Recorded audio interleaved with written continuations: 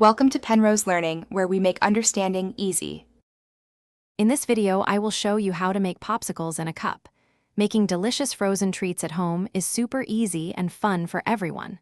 First, gather your ingredients like juice, yogurt, or pureed fruit.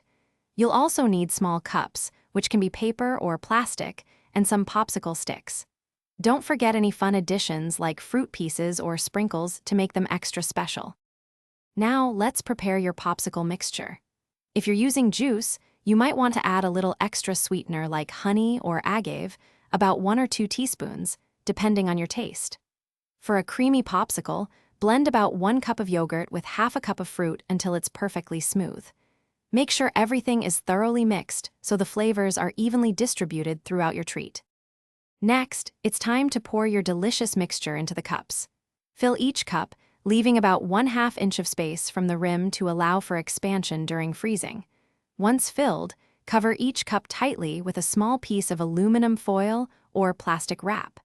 This cover will help hold your popsicle stick upright. Carefully insert one stick through the center of the foil into the liquid in each cup. Finally, place your filled cups into the freezer. They will need to freeze for a minimum of 4 to 6 hours, or preferably overnight, to become solid. Once completely frozen, remove a popsicle from the freezer.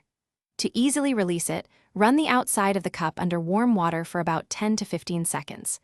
Then, simply peel away the cup and enjoy your perfectly refreshing, homemade popsicle.